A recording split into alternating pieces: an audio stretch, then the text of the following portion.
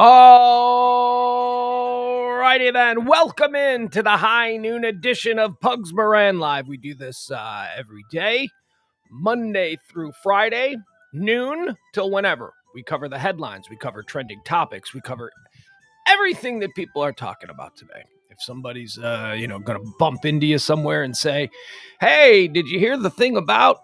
I like to do this show so that you can say, yes, in fact, I did hear the thing about.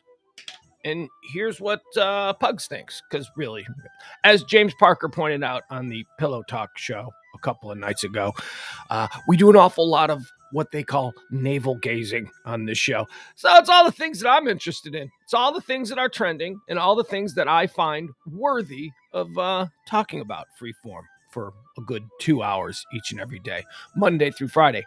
I mentioned that other stream because we do two. We do 2 streams every day, 2 live streams just about every day. Monday through Friday, we give you this one, the high noon stream. And then Monday through Thursday night, we do the Pillow Talk stream. That's at 9 p.m. Central Standard Time. Also, that's me and James Parker. This one is more topic-driven, current events. This is utilitarian, I like to say. It is a utility for you. Use it.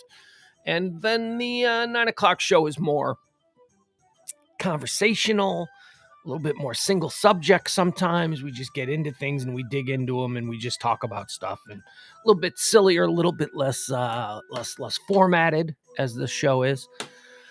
And also we do breaking news. If there's any kind of like big breaking news story that is occurring, I'm going to try and jump in. You don't do that very much. Well, there hasn't really been much. I did it with the war. You got to give me credit with that. When the war started, I was doing a whole bunch of that stuff. I was. Hi, April. April's here. Where's the bright green attire? I don't really have bright green attire. Actually, I have one bright green Irish themed t-shirt that I could wear. But it's politically divisive. So I decided. So I went with a green shirt with because the air conditioning's on and it's cold here because I sit underneath the blower, so I had to put a sweater on over it. I got a green check shirt, and I'm Black Irish, so it's green and black. There you go. I'm only part Black Irish. I'm half Black Irish. I'm half Black Irish and half regular Irish. Like my mom is red hair and freckles, but I got a grandpa and a whole bunch of other people in my family who had darker hair, like dark hair and. So whatever. I think here's how it worked out. I think my grandma and grandpa. I think my grandpa was Black Irish and my grandma was normal Irish.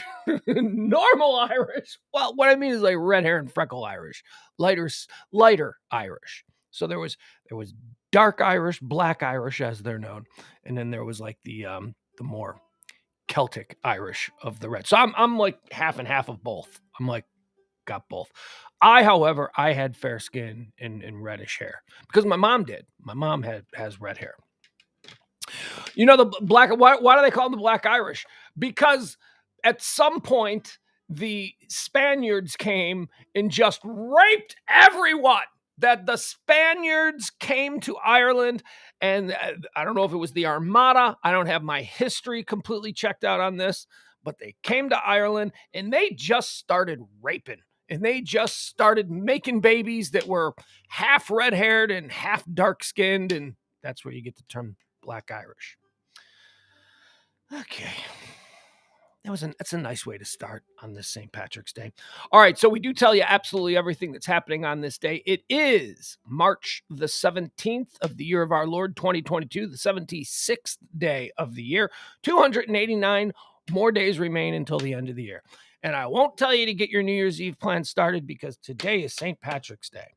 The other big drinking day of the year, right? Wouldn't you say that? I would say that St. Patrick's Day is the predominant drinking holiday in America. I don't know. Maybe they got something else in Eastern Europe. I don't know. But in America, because New Year's Eve, everybody gets drunk and has fun, but that's not really... It's not all, New Year's Eve isn't all about drinking. I guess for some people are. You mean alcoholics? Yeah, but, Easter's a drinking day for alcoholics. St. Patrick's Day is pretty much just all about going out and drinking with your friends. So Happy St. Patrick's Day to you. By the way, I see April in the chat room. April sent me something this morning, and I didn't see it until like 5 minutes ago. And then by that time, I had already discovered it on my own. So we're going to here. I'll show you this. This is a cool. Let's see. Remember now, St. Patrick's Day is a religious holiday over there in Dublin. So I'm sure it's very solemn. I'm sure that I don't need no ad. Don't give me no stupid ad. So I'm sure that everybody's in church. I'm sure that there is nothing going on over in Ireland on St. Patrick's Day. It's a religious holiday over there. Let's see what they're getting into. Oh gosh. I guess I was wrong on that one. Look at this. This is what's happening right now in Ireland. What are we looking at here? This is the Temple Bar District. Actually, well, that is the Temple Bar. Temple Bar District in Dublin is like, I don't know if you'd call it like the Greenville, the excuse me, the Greenville of what we have here in Dallas, the maybe the Deep Ellum, I don't know, the drinking. In Chicago, maybe you'd call it Lincoln Avenue, or for maybe older people, Rush Street. It's the party area. It's where all the tourists go. Look at all of those people who are not in church. Those people are not celebrating. What are they chanting? Let's see if we can hear what they're chanting.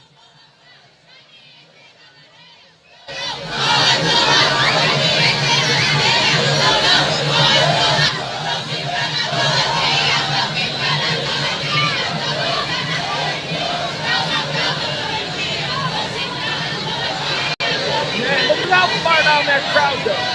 All the way down the street. They are definitely not in church.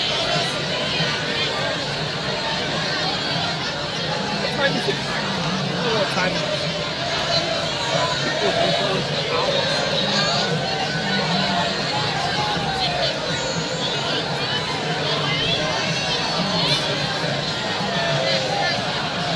It's 5:08. It's 5:08 p.m. It is. We're just getting into prime drinking hours in Ireland. Guys, you got some Viking represented. That's Ireland is very Viking. And if you've never been there, very Viking. The main cities in Ireland were settled by Vikings. Dublin, Belfast. All right.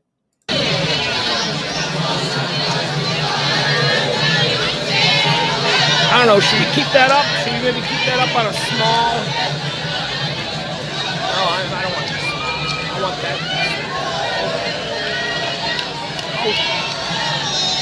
Oh. There we go. Just quiet it. All right, there you go. We'll quiet that. We'll go back to our nice little serene, copyright-free Irish music. All right, let's get into what I'm still looking at 5:08. I was in Ireland for St. Patrick's Day. The last time I was in Ireland was on St. Patrick's Day, and I talked about the green t-shirt that I have, the politically divisive t-shirt that I won't be wearing.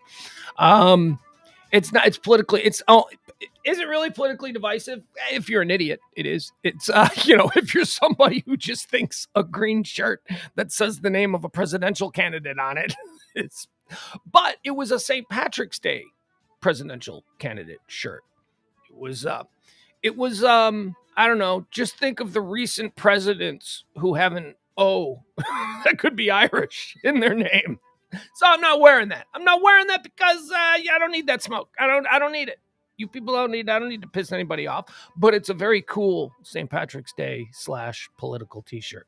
It just says the name of a president whose name begins with an O, and the O is a big shamrock, and it says St. Patrick's Day, and then it says the year. That's all. Okay, they were giving them out for free, and I thought, it's a timepiece. I've got a lot of political memorabilia. I do. I've got buttons. I've got stuff like that. They're all in my shoebox of life. Do you have a shoebox of life? Do you know what a shoebox of life is? A shoebox of life is the shoebox that they find after you're dead, and they open it up and they see all the things that were important to you, like I don't know, a blue ribbon you won in some pie eating contest, maybe maybe some chips from a Las Vegas casino where you had a really good time, and a shoebox of life. Everybody just keeps everything in a shoebox. All the important stuff. I'll never look at it. I'm going to put that in the back of my closet, but that's important enough that it goes into my shoebox of life. All right, let's talk about what today is. What is today the day of? Okay, hold on. Today is the National Day Calendar. We like to do that before we start each show, let everybody know how they should be celebrating appropriately on this day. And then we'll get into all the topics, all the headlines and all that stuff. It's Absolutely Incredible Kids Day. I don't know what that is. I don't care what that is. It's also National Farm Rescuer Day.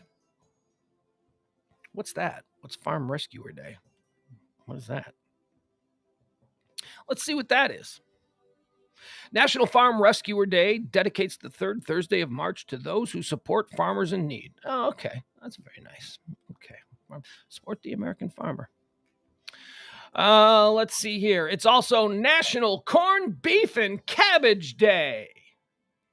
I had corned beef and cabbage on Sunday night. Did a whole big spread.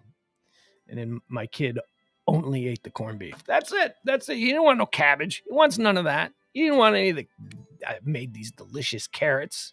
They weren't terrible carrots. Sometimes carrots can be terrible. These were not terrible carrots. These were good. By the way, how great of a punk band would that be? The Terrible Carrots. Come on. Sometimes you just stumble across a bunch. Okay, here's the band. It's a bunch of redheads. You got a bunch of redheads in your band. You're the Terrible Carrots. So enjoy National Corned Beef and Cabbage Day. I don't know if it's still going on, but Kroger over the weekend had a killer deal. It's why I did 2 corned beefs. It's why I got 2 corned beefs. Corned beefs were like $25 for like a 3.5, 4-pound corned beef. Unless you had the Kroger card, then it was like $8. So I got 2. I got 2 giant 4-pound corned beefs for like, I don't know, less than $20. It was pretty great. And they might still be having that too. Although, on Saturday when I bought these corned beefs, the selection wasn't great. I had to pick around. I had to find... if you know what you're looking for in a corned beef, I know exactly what I'm looking for. And it was a struggle. I had to go through like 40 corned beefs. I'm stacking them all up to the side. I'm looking at them. I'm seeing the amount of fat. I'm looking, So I don't know. Maybe they got nothing but the shite corned beefs left at this point. But if they do, get on down to Kroger because they had a great deal on them. Cabbage too. Cabbage is tricky. I like cabbage. I like cabbage. I don't know. Maybe it's because I've been eating it for a long time, my whole life. Most people don't eat a lot of cabbage. Like if you're not Irish, you probably don't eat a lot of cabbage. But I like cabbage. I like cabbage. I like it fried. You're ruining it. You're turning it from a vegetable into something else. I go, that's okay. That's okay. You chop it up really fine, and then you butter and garlic, and then you fry it up, and then you put the lid on it, and you let it sort of do whatever it does, and then you eat it. Oh, you also got to put some onions in there. Onions with the carrots and some garlic and some butter. And, it's delicious. Then here's my little trick. A lot of people will put like a vinaigrette on your cabbage. No, I use Italian dressing. Just a little Italian dressing. Just sprinkle a little Italian dressing over it. It is delicious. I like it. My kid didn't. My kid wouldn't go near it. Kid wanted nothing to do with the cabbage. So screw him. He'll learn. And of course, today is St. Patrick's Day. St. Patrick's Day. All right. Let's see. What else do we have? So checking in on the Earth Cam. The Earth Cam down there in Dublin. Still looks like the streets are packed. I had always been told that, only in like America and Canada did we really celebrate St. Patrick's Day to the way that we're accustomed to it. And that over in Ireland, it was actually a much more reserved day. It's a Christian holiday. It's a very big Catholic holy day and all that stuff. And then I went there on St. Patrick's Day and I saw what you're seeing in the bottom of your screen. But also, here's another thing that I learned. That's all tourists. That is St. Patrick's Day in Ireland has turned into a massive tourist holiday. So traditionally, whereas maybe the Irish people themselves didn't celebrate it to quite the way that Americans and Canadians celebrate St. Patrick's Day, over the past like 20 years or so, the Irish Board of Tourism has turned it into like a big holiday for tourism. So now we have this. But don't worry, you'll run into a whole bunch of Irish people who are also celebrating, because why not? They don't need an excuse to celebrate. If somebody says, hey, remember how you used to spend that day, praying and fasting and going to church and all that kind of stuff? Yeah, well, because of tourism, we're now going to let you guys just drink from sunup to sundown. The Irish were all for that. They were like, okay, that sounds good to us. Whatever the government wants. It's the only time the Irish people ever listen to the government. All right, what happened on this day? Why is March the 17th such a cool-ass day in history? On this day in 1776, that's right, we're going all the way back to the American Revolution. The British Army... I'm starting to think of that day. Oh, shut up. The British Army evacuates Boston, ending the siege of Boston after George Washington and Henry Knox place artillery in positions overlooking the city. Scared the hell out of the Brits, and they got the hell out of Boston. Now get the hell out of Northern Ireland! We'll keep the political pronouncements to a medium. On this day in 1969, Golda Meir becomes the first female prime minister of Israel. Yep, there you go. Good for her. Golda Meir. In 1985, on this day, serial killer Richard Ramirez, known as the Night Stalker. We're gonna check in on another serial killer today, because it is serial killer day too, apparently. Richard Ramirez has to be, of all the serial killers, the creepiest. I mean, he looked weird. He looked like if you just saw, like if there wasn't Night Stalker killings going on and you just saw him walking down the street, you'd go, holy shit, that guy looks like someone who would be the Night Stalker killer. They got him, Richard Ramirez. I think he's still in jail. You know what? I remember a story when Sean Penn got locked up. They locked him up with Richard Ramirez, or like right next to Richard Ramirez, because they were both in like the celebrity wing. I don't know if they got on. I'm not sure.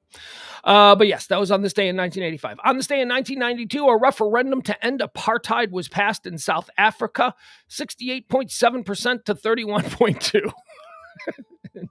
92. There was still 31.2 of white South Africans who were like, nah, we like it the way it is. Let's keep it that way. 1992. All right, how about some birthdays? Here we go. We're back into the serial killer thing. Born on this day in 1942, the big daddy of serial killers, at least as far as my life goes, John Wayne Gacy, American serial killer and rapist. Okay, all right. I think more about the fact that he just buried kids in his walls of his house, but rapist. All right, that works. He raped them too. That's fine. Gacy. What do I think about Gacy? Gacy was the boogeyman of my childhood. When I was like, because this whole thing like went down like in the late 70s when I was like 7, 8, 9 years old, 10, 11, I don't know, whatever I was. But I was a little kid still, and John Wayne Gacy was doing his stuff like in my town. Like he was not like some guy that was thousands of miles away. He was like, he was the boogeyman on playgrounds. It was all kids. Yeah, John Wayne Gacy's gonna come get you. It was like, oh boy, yep. And I was a cute little boy too. That was although he was into teenagers. He liked twinks. I think in the vernacular of gay sex, I think he was into twinks. He would hire guys. He would hire kids for summer jobs. Like, hey, you need a summer job. He was really well liked in the community. He was always given to charities, and he ran a construction company, and like he would do construction for like widows, and, just really nice stuff. He was like a good dude. He was a clown. He would dress up as Pogo the clown, and he would go to children's hospitals and entertain kids at children's hospitals. He was trying too hard. I'm telling you, anybody that tries that hard, they got kids buried in their walls. Maybe not specifically kids buried in their walls, but they got stuff. They got stuff in their walls. John Wayne Gacy, burn in hell on this day, born 1942. I went to the John. One of the first things I did in radio was I covered the John Wayne Gacy execution out there at Stateville, and it took forever. It's like he didn't die immediately. It's like they dim the lights to let you know, like when the execution is happening, and then when the lights come back on, he's supposed to be dead, right? So the lights go down, and then they go back up, and the whole crowd. There was like thousands of people gathered. It was like everybody screaming, "Yeah, yeah, yeah!" And then the lights go down again. Everybody's like, "Wait, what? What happened? What's going on? What?" And then later, as I was driving back to the radio studio to edit the tape, I heard on one of the news stations they were saying that it took like 2 or 3 times to get him down. Weird. He wouldn't go. The man would not go. Damn, it's cold in here with this stupid air conditioning. Sorry, I'm freezing. Got my green blanket though. I got that. That'll work. Born on this day in 1944, Patty Boyd. We talked about Patty Boyd on the Pillow Talk edition a couple of months back. Patty Boyd, boy, I'll tell you, she was a model. She was like an English model back in the 1960s. And she was running around with all the rock stars. Patty Boyd has the distinction of being the woman who has had the most #1 hit songs written about her. Okay, so what songs were written about Patty Boyd?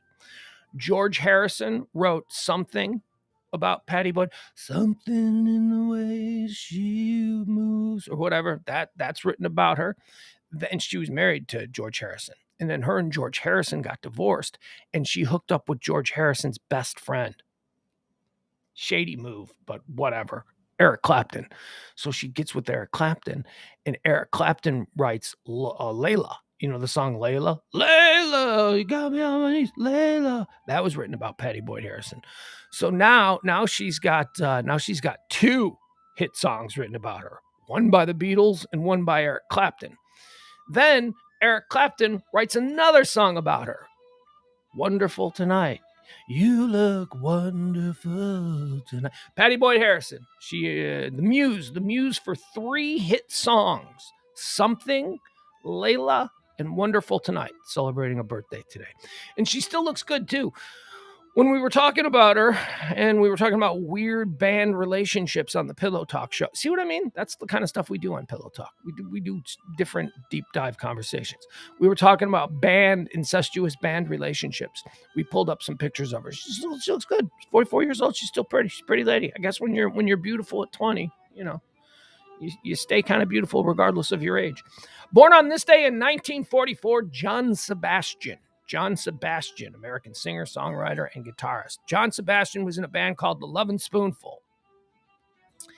I don't off the top of my head have the ability to just throw out some Lovin' Spoonful songs. I know they had a lot of hits. I know Lovin' Spoonful had a lot of hits. I can't really name any of them. What I know John Sebastian as, the guy who wrote Welcome Back, the Welcome Back Kotter theme. Probably not what he's best known for, but he's what I know. Byron says, turn off the Ireland audio. I keep looking out the window over an ice cream truck. Well, tough. It's St. Patrick's Day. I'm not turning it off. Hi, Jennifer. Happy St. Patrick's Day to you. John Sebastian, born on this day. Born on this day in 1949, a fine Irishman, Patrick Duffy. Duffy, it's an Irish last name, so I'm guessing he's Irish. Patrick Duffy, American actor, director, and producer. Bobby Ewing from Dallas, and then did some sitcom, Step by Step. I don't know. Did some sitcom. I'm not sure. Whatever. Happy birthday, Patrick Duffy, born on this day in 1949. Born on this day in 1951, another fine Irishman, Kurt Russell. Kurt Russell, interesting life. Tried to be a professional baseball player and almost made it, but then he got injured. So then he just fell back and became a movie star. Isn't that nice? That was like my career plan. Rock star, if that doesn't work out.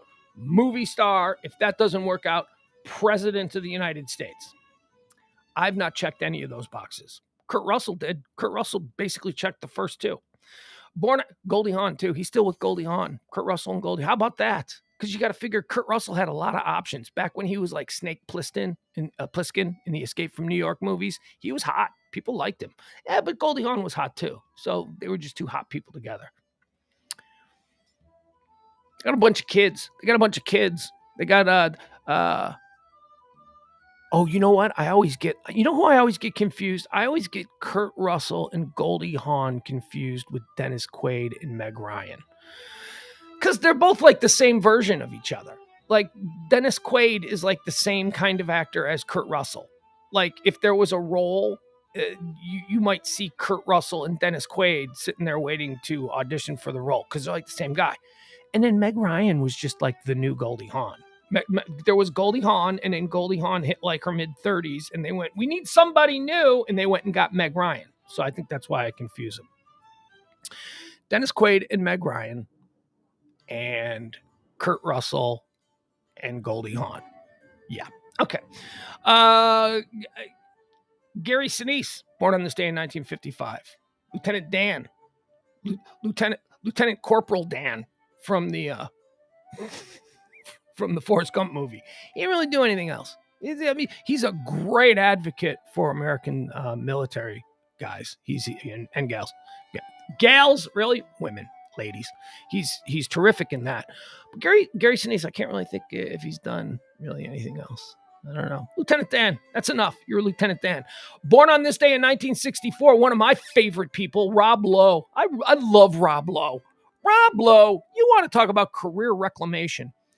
Do you remember the Rob Lowe videotape from the early 90s? One of the first sex scandal tapes? Rob Lowe, brat packer, Rob Lowe, really good-looking guy, Rob Lowe movie star, then Rob Lowe sex tape comes out, then Rob Lowe is a pariah, then Rob Lowe does The West Wing, then people fall in love with him as Sam Seaborn again, and then ever since then, Rob Lowe has just been like one of the coolest guys around.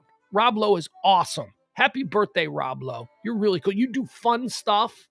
Like he had this series, like he can do movies and TV shows and all that, but he's fine. He doesn't need that. He's got his money and he's just enjoying his family and his kids. And he pops up every once in a while.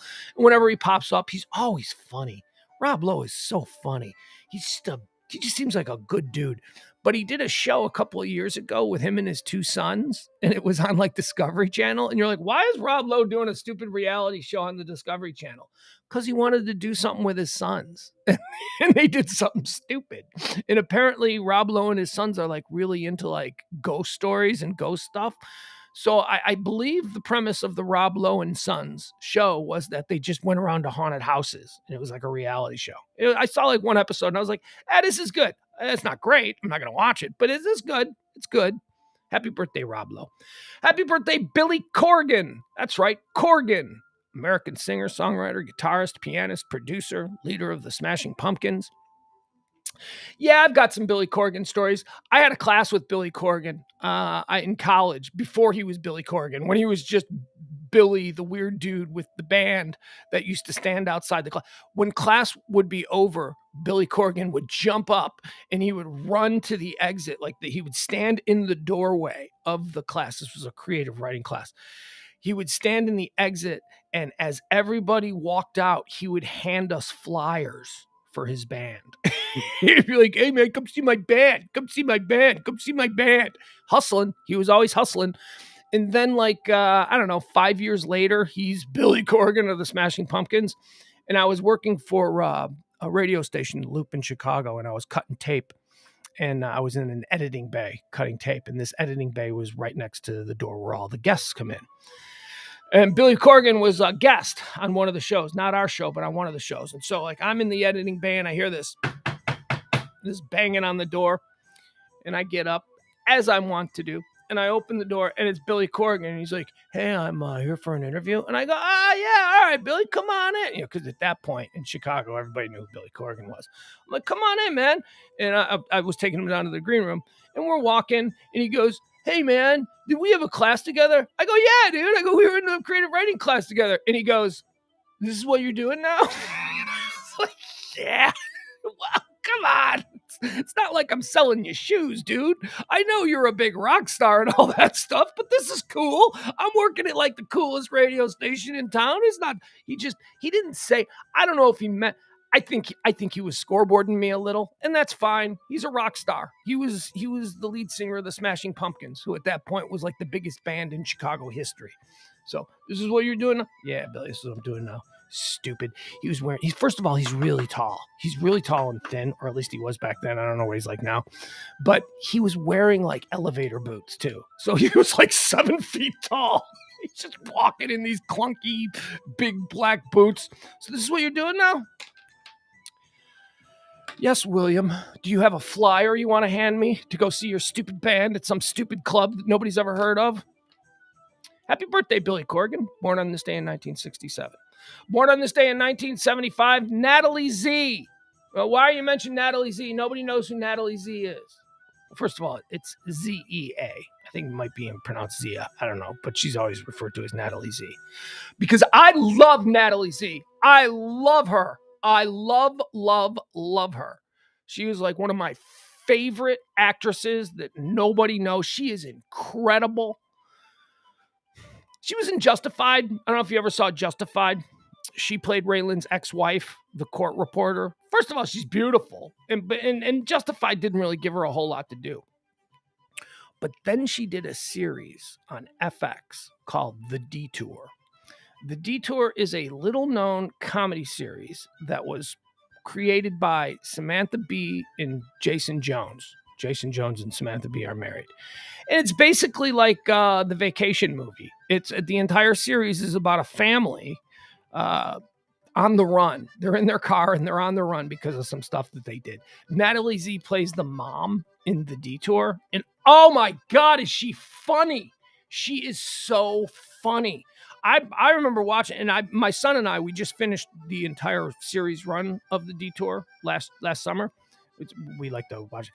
It's so funny. If you have Hulu, I think it's on Hulu, and you are looking for a really funny half-hour situation comedy that nobody's ever seen before, Jason Jones and Natalie Z in The Detour is hysterical. She is so good at comedy. Happy birthday, Natalie Z. I love you. Born on this day in 1979, Grosso Stormy Daniels. Stormy Daniels' birthday. She's a grosso. We don't need to spend any more time on her. Born Stephanie Gregory. Stormy Daniels. Famous for something. She was a porn star. She did something else. I'm not entirely sure. Born on this day in 1988, Grimes. Canadian artist, musician, and music video director. Grimes is like, at this point, famous for being famous. I know that she's she's got a music career. She does this weird sci-fi electronica kind of thing. I don't know. She's critically acclaimed. Critics seem to like her. I've never heard of her. I don't know what the hell kind of music Grimes does. Grimes is famous because she pumped out a couple of babies for Elon Musk. That's why I know she's famous. She's famous because she's always in the newspapers now because she's Elon Musk's ex. And she was recently in the papers. The papers? Really? Okay, there were stories online from papers. She was just a couple of days ago because she's like in like this. I don't know how do you classify this relationship? She's with Chelsea Manning. Remember Chelsea Manning? Chelsea Manning was the American soldier. I don't know, his name was like Phil or something back then. And he sold or gave WikiLeaks a whole bunch of classified information, and he was like convicted of, I don't know if it was espionage or whatever, convicted, sent to prison, and then while Phil, we'll call him, you're dead naming him, I know, he became he became Chelsea Manning. And then like, so he was a guy, transitioned to a woman, is now known as Chelsea Manning, and is apparently dating Grimes, who Elon Musk is like, so she broke up with me, the most fascinating individual on the planet Earth, the wealthiest man next to Vladimir Putin on the planet Earth. She breaks up with me, and now she's with Chelsea Manning. Money can't buy everything. So happy birthday to Grimes. Grimes born on this day in 1988. And born on this day in 1992, John Boyega. English actor John Boyega. I don't know anything John Boyega has done other than Finn in the Star Wars movies. He's Finn. John Boyega caused a stir. The first time I ever saw John Boyega, It was when the first Star Wars movie that he was in, I don't know which one it was, but it was the first Star Wars movie that he was in. They released the trailer, and he was a storm. Remember, Finn's story is he's a stormtrooper who leaves the stormtrooper guard and becomes like a rebel fighter. And in the trailer, it was a stormtrooper in the white stormtrooper uniform, and he like climbs out of a hole and he takes off his helmet, and it's a black guy. Oh, did the internet go crazy? A black stormtrooper? Wow! First of all, I'd always thought stormtroopers were robots. I didn't know there were people in there. I just, I come from the 1970s Star Wars. I assumed they were robots. They weren't, but there's dudes in there, and there are black dudes in there. John Boyega, happy birthday to you. Born on this day in 1992. All right, how about some deaths? We got some deaths. We got a couple of deaths today. We'll do two of them. St. Patrick. That's right. St. Patrick died today. They think. They don't know. They don't know anything. They say today is the day St. Patrick died, and that's why it's St. Patrick's Day. But they even have March back then. We're talking about the 5th century. We're talking 1,500 years ago. Did they call it March 17th? Did they have numbers back then? I don't know. But scholars say that today would be the day that St. Patrick died. So it's St. Patrick's Day. Oh, and don't worry. We'll get into St. Patrick because he's trending number one across almost all. Are they trying to cancel St. Patrick? To some degree, yeah. To some degree, they are. Here's the true story of St. Patrick. This is who he was. All right, great. Also, died on this day. Now, this is an interesting one. This is somebody who I've always been fascinated by. On this day in 2010, Alex Chilton died. Alex Chilton. Now, you may not know who Alex Chilton is. You might be like, Alex Chilton, why does that name sound familiar? Well, if you are a fan of alternative rock and roll, or the first wave of alternative rock and roll, before it was known as alternative rock, it was known as college rock. Alex Chilton is kind of a god of that genre. Alex Chilton, the Replacements. Here, I'll show you. I don't even know if I can play this, but the Replacements had a very one of their biggest hits was the song Alex Hilton. Alex Hilton. Yes, he's brother of Paris. Here. So this is, I'll give you a little bit just so you know this. Maybe you've heard it because a lot of people, maybe they don't know the song. But here. This is all right. So this is the Replacements, Alex Chilton.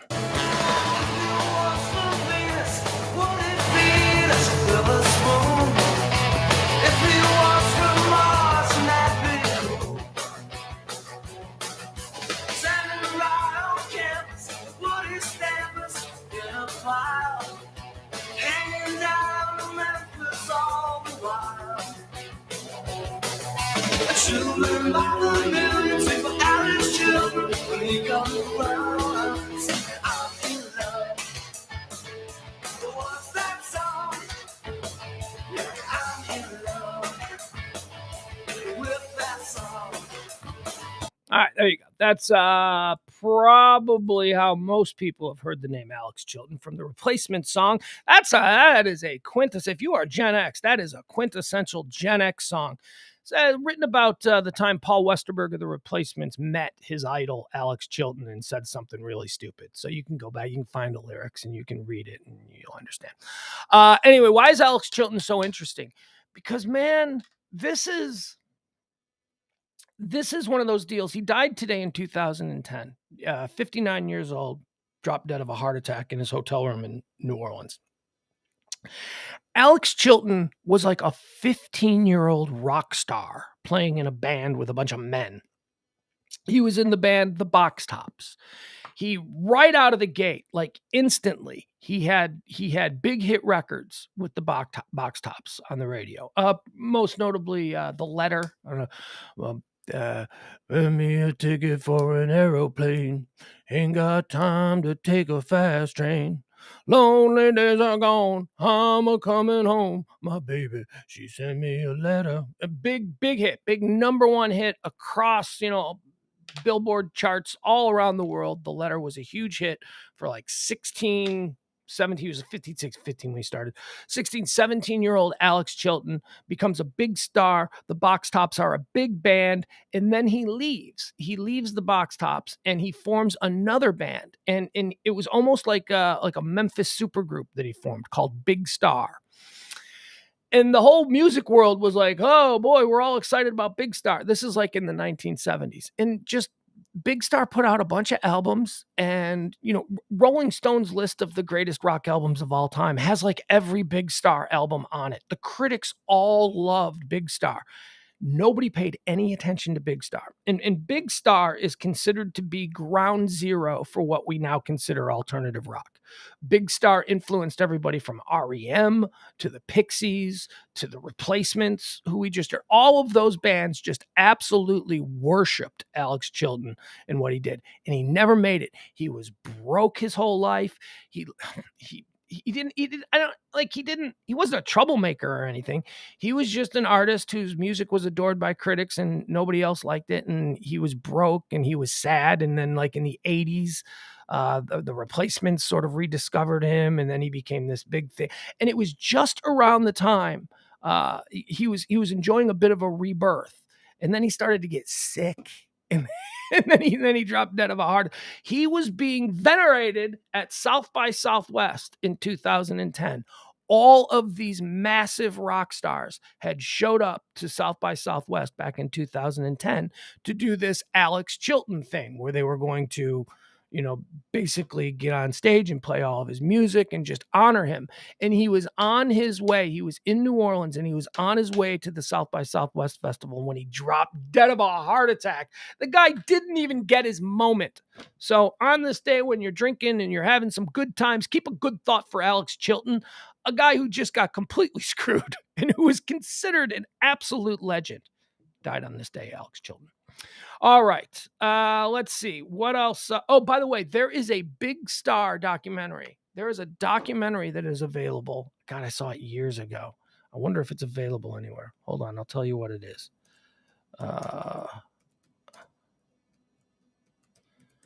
If you're interested in the story. Okay, so it comes up on Netflix. It says Big Star documentary. All right. It says it's available on Netflix. It's called Big Star, Nothing Can Hurt Me, 2012. This documentary explores the history of Memphis rock band Big Star, which experienced commercial failure but influenced major artists such as REM, blah, blah, blah, blah, blah. Okay. Big Star, Nothing Can Hurt Me. It is a fantastic documentary. If you're just interested in, rock documentaries, it's a really good one. And it shows you the whole story of Alex Chilton and how he kind of just got screwed. Timing is everything. He was just not. He was not there. He was doing alternative rock songs in 1977. People were like, "What? We're into Heart. We're into Bad Company. We're into Grand Funk Railroad. What is this weird kind of jingle jangly stuff?"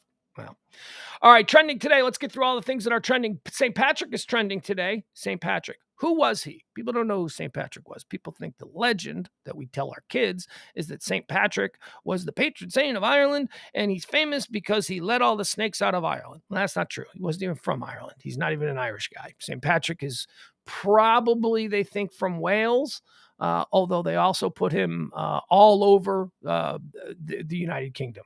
Sometimes he's in Scotland, sometimes whatever. They're not sure. Again, did they even have numbers back then? Do they even know? Did they have towns? I don't know. St. Patrick, as the story goes, the real story of St. Patrick, he was a rich kid. His father was a judge, a Roman judge, because it was back in the times when the Romans conquered the island. His father was a Roman judge, and his grandfather was a pagan priest. And at the age of 6 years old, St. Patrick was kidnapped by Irish pirates and taken to Ireland, where he was held as a slave for like 10 years of his life. Then, while he was enslaved, the pirates somehow beat Christianity into him, and he converted to a Christian, like a hardcore Christian. And he had these visions of God came to him, and God told him that he needed to go back home. So he escaped his captivity in Ireland and went back to England. Somehow he found his way back to his house, and he was so ardent about his new Christian faith, he converted his father to Christianity. He even converted his grandfather to Christianity, which I question because I don't think his grandfather would have still been alive 10 years later because people died at like 40 back then. So, anyway, the story goes. He then went a little bit crazy and he decided that it was his job to return to the land where he was held captive, Ireland, Ire, as it was known back then. And he was going to convert all the people there. He was going to drum out paganism and all that kind of stuff. So when you hear the story about St. Patrick chasing the snakes out of Ireland, that's not really, it's a metaphor. The snakes are a metaphor for paganism. He is credited with converting large portions of Ireland to Christianity. And he was so effective at it that the Rome, the Bishop of Rome, also known as the Pope decided that, hey, this Irish guy or this guy over there in Ireland who's getting us all this new money, because he would basically convert people to Christianity and then go tax to Rome and he'd take all the money. They made him the Bishop of Ireland and then, whatever. Then that's St. Patrick. So there you go. That's the real story of St. Patrick. He was kidnapped. He was a little bit crazy. He didn't drive any snakes out anywhere, but he did horrible things to pagans. Horrible things. That's why people are trying to cancel him. There's a whole St. Patrick is no better than Columbus. Oh, shut up. Oh, shut up. People were terrible back then. Have you no history? Everybody was terrible back then. This guy was no worse than anyone else. In fact, he was probably, in his terrible stuff, he was probably better than most people because he actually became a saint. Imagine that. He's the best of the lot. The guy who burns pagans alive. Best of the lot. People were just shit back then. People are shit today, but, we're a little bit better. It is St. Patrick's Day. St. Patrick's Day is also trending. We'll get through this. We're not going to do nothing but St. Patrick's Day stuff. There is actual things that are trending today. St. Patrick's Day is trending because there's discussion about how this high Christian holiday in Ireland became an all-day drinking event. And here's how it happened. So everybody was everybody was going to church. All the Christians were going to church, and all the Christians were, Catholicism was very big in Ireland. And when the Protestants came over, whether it was Oliver Cromwell or William of Orange or whoever the initial people who came over from England and forced everybody to abandon their Catholicism and become Anglican, they basically burned down and closed all the Irish churches. So on the big Irish Catholic churches. So on the big holidays where churches would typically be full, the Catholics in Ireland couldn't go to church because they were either the church no longer existed or they would be brutalized by the Brits who didn't want the Catholics observing their holidays. So they started gathering in bars. They started gathering in what were known as public houses, which were just basically, that's what a pub is. A pub, you call it a pub because it's short for public house. So this is where all the people would gather and they would hold their church services in the bars. And over time, they just started getting drunk and they forgot all about the church services. And that's how St. Patrick's Day became a bar holiday. There you go. Look at that. The more you know. Crake is trending as well. This will be the last one on the subject of St. Patrick's Day. Crack, spelled C-R-A-I-C. Have yourself a crackin' St. Patrick's Day. What does this mean? It's a word that is hashtagging right now, and it's going on all over. It's an Irish word. It's a Gaelic word. It means have a good time, meaning you're missing out. Are you coming out for some crack? People would say to you in Ireland. And it just means, are you coming out to have a good time? You coming out tonight? You going to party? The way we use party. That's good. Yeah. The way we might use the word party. Dude, I'm freaking partying. They use crack. Oh, how was last night? Oh, we had a lot of crack. Not cocaine, not like that. But so there you have it. That's why C-R-A-I-C, crack, pronounced crack in American English. All right, so there you go. So now we're done. We're done with all the St. Patrick's Day stuff. Although I really want to check back in on the Earth Cam. I want to see what's happening in the Temple Bar District of Dublin. Oh, there we go. Let's see. Is it still going? Yeah, it's still going. Oh, my God. The crowd actually looks like maybe it's thinning out. How long do you think the lines for the bathrooms are? That's always my first thought. As I get older, I gotta go to the bathroom. So I would say, I don't want to go to one of these places and have to wait in line for an hour. That's why I don't go to concerts anymore. I can't wait in line for the bathroom. All right, do you see anything? A whole bunch of people. All right, there you go. That's all we need.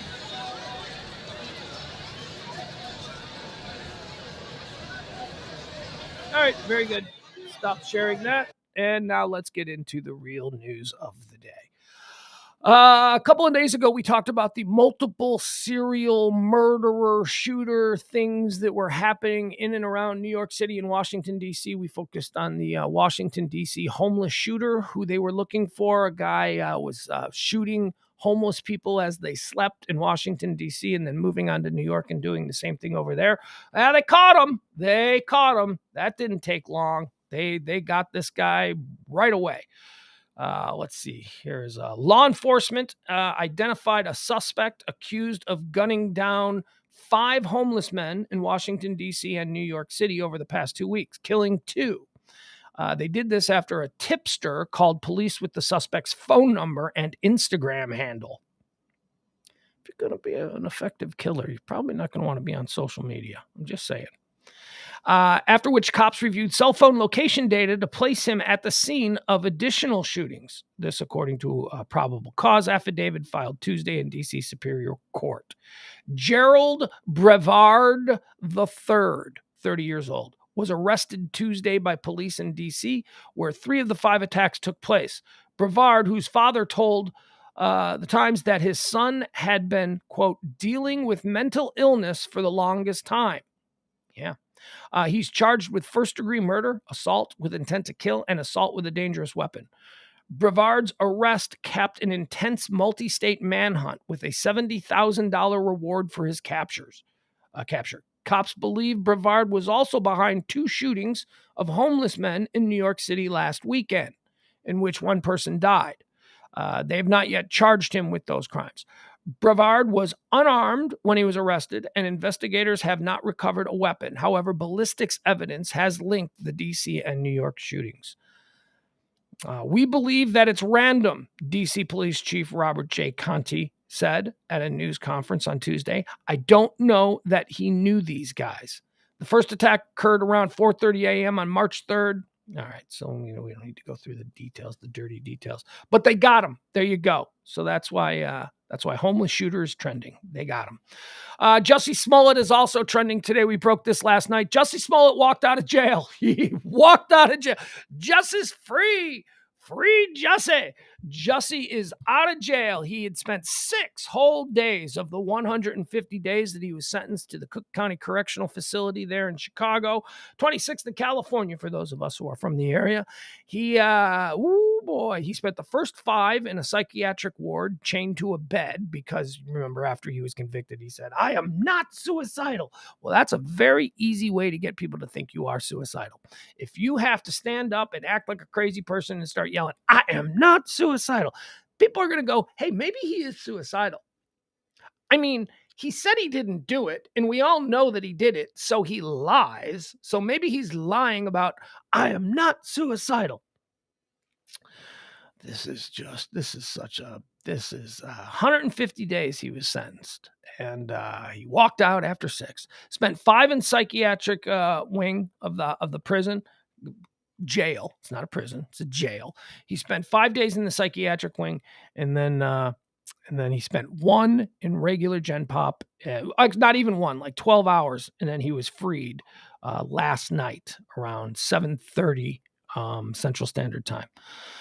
Why? Why did he get freed? Well, because his attorneys filed an emergency appeal with a court there in Cook County, saying that it was unfair for them to imprison him for the 150 days because if he were to win on appeal, he wouldn't have to serve those 150 days.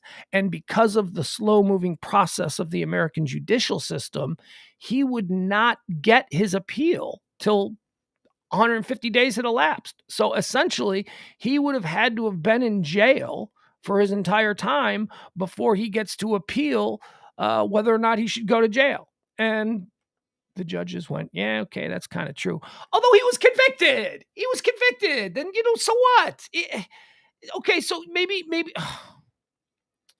Following the decision earlier today by an Illinois appellate court to cut short the former Empire star's 150-day sentence pending appeal, Smollett walked out of Cook County Jail at around 8 p.m. local time. Okay, surrounded by members of his defense team, family, and other supporters, Smollett was silent as he exited the Chicago facility. Defense attorney Nene Uche told the assembled media that his client only drank water over the past 6 days and ate no food whatsoever. Nobody cares. After less than a week behind bars on a 150-day sentence for faking a hate crime, Jussie Smollett will be walking out of the Cook County Jail later tonight. So this is, all right, so I gave you the update first. A one-page order unceremoniously released by the Illinois Appellate Court today in a 2-1 decision granted the motion from the former Empire actor's lawyers for a stay of sentence. Denied an appeal by the sentencing judge last week, the defense team sought to set Smollett free while his appeal on 5 felony convictions is pending. The appellate court judge agreed, citing that Smollett likely already would have served his jail sentence before his appeal had gotten very far. The order also noted that the actor had never been convicted of a violent crime. In fact, the paperwork's only real demand was that Smollett put up a $150,000 personal reconnaissance bond. The process around that bond and Smollett walking out a free man for now is taking place. He was convicted on December 9th, the so-called MAGA attack that he faked last week, just before being led away by deputies after a visibly angered Judge James Lynn handed down the sentence. Smollett stood up at the defense table and yelled, "I am not suicidal. If anything happens to me in there, I did not do it," the actor continued as he was being escorted out of the courtroom. Smollett raised his fist in the air and loudly declared, "I am not suicidal."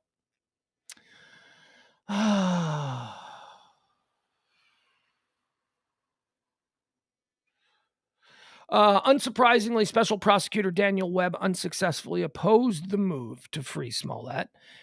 Quoting him now, "Not only is Smollett not being held in solitary confinement, but the Cook County Sheriff's Office made public the specific measures that are being taken to ensure the health, safety, and well-being of Mr. Smollett while he serves his jail term," the former Iran-Contra lawyer told the court today in reference to the relatively benign conditions under which the actor was incarcerated. All right, so I don't know, man. Obviously, this doesn't happen for normal people. And by normal people, I mean people like you and me and people who have regular human being jobs. This is a rich guy thing. This happens for rich guys. If he was a white actor, it would be called white privilege. But as we talked about last night, James Parker does not believe in the concept of white privilege. I'm not there with him on that. I mean, I do think that I've seen white privilege in action, but in this case, when it comes to courts and when it comes to the way the American judicial system treats people, it's not about white privilege. It is about green privilege. It is about, do you have money? Do you have the money to hire lawyers who will put in the hours to do all of the wrangling? There's a bunch of loopholes in our legal system. And these lawyers, who are well-paid lawyers, they're high-profile lawyers, they did something for Jussie Smollett that a regular non-Jussie Smollett would not have had access to. They pushed through something in the appellate court. So, he's a rich, famous. I don't even know if he's that rich. I mean, he's probably not that rich because he was only on Empire. And you got to imagine that a lot of his money has gone to his legal defense. And it's not like he was a movie star making, 10 million, 15 million a picture.